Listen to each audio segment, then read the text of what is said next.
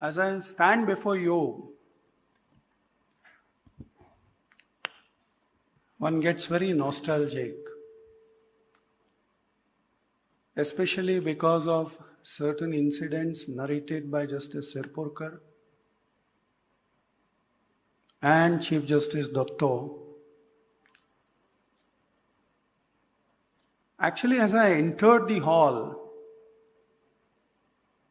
in my mobile, one of the oldest photographs which I have, and the mobile flashes 10-year-old or 12-year-old or 14 years old, is a picture of this very hall where Justice Sirpurkar, the then sitting judge of the Supreme Court, and I, as senior advocate coming from Supreme Court, we were sharing the dais in one of the conferences held by the High Court Bar Association, or perhaps I think Maharashtra Bar Association or Bar Council.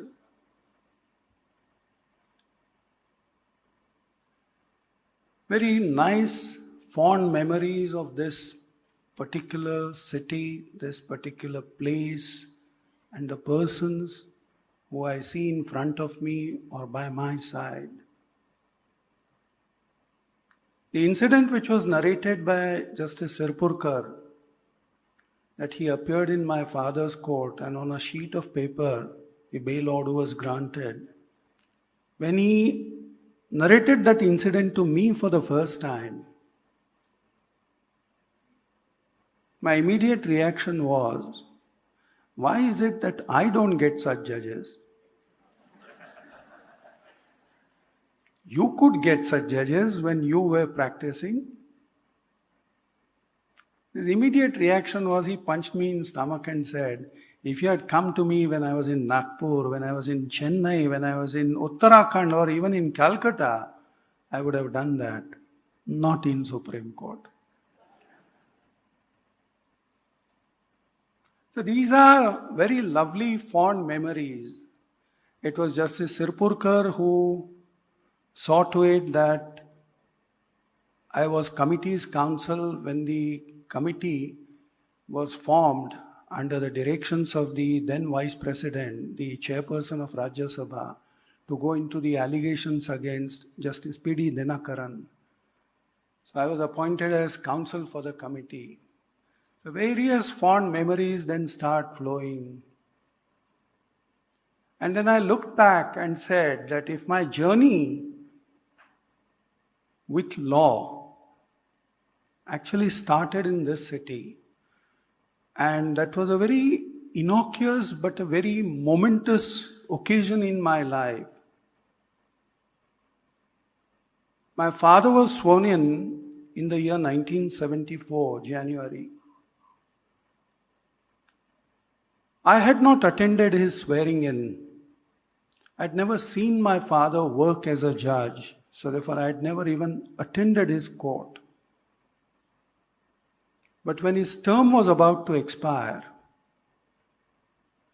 and the news started spreading that perhaps, 17th of January after 1976, thereafter, he won't be a judge of the High Court.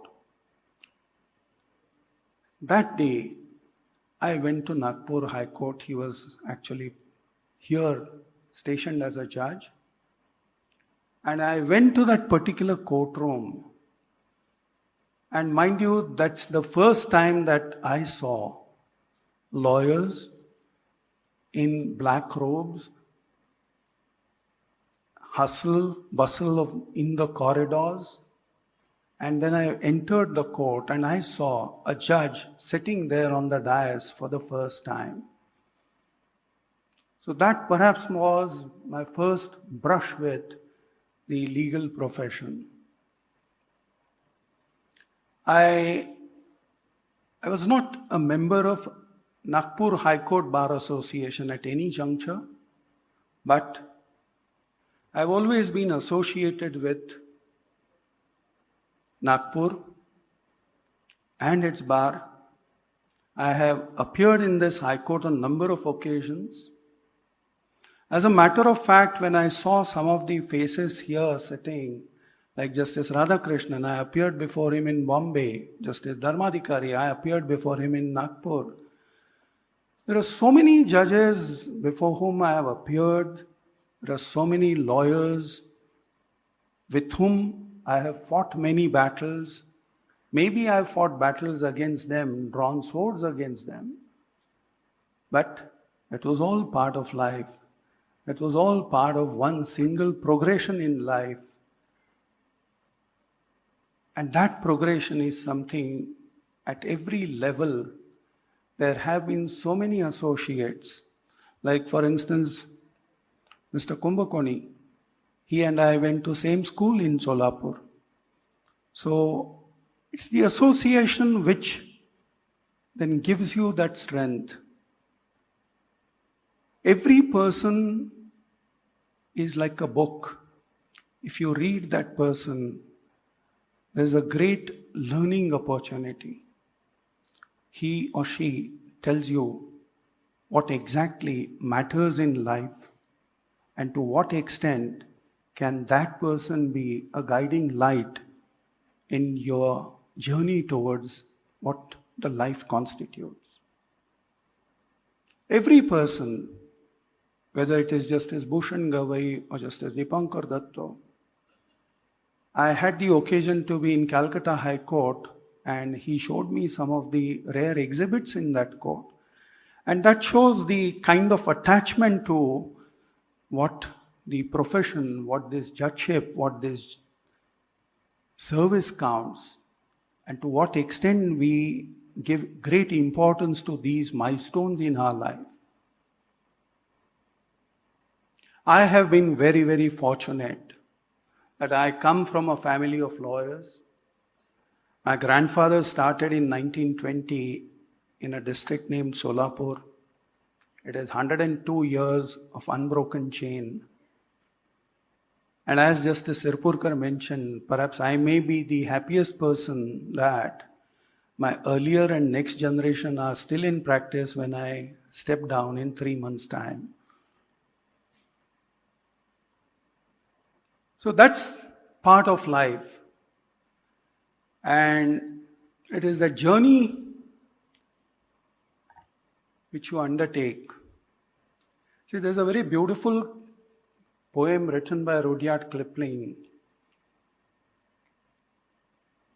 And it makes one emotional that it is not what you have covered,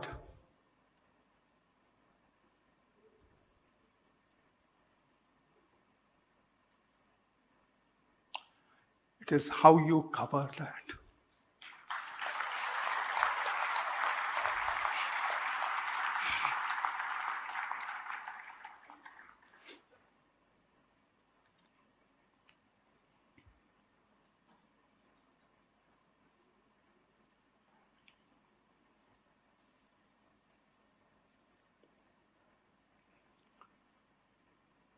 Pardon me.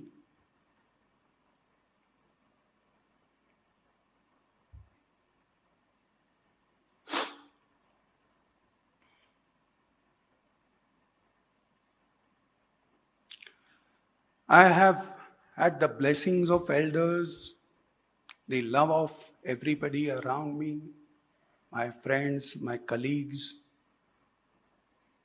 at the bar, or even in normal walks of life. They have provided me strength. They have given me always a helping hand, rendered a helping hand. And of all the persons, I must be thankful to my dear wife. She has stood like a Rock of Gibraltar at every juncture.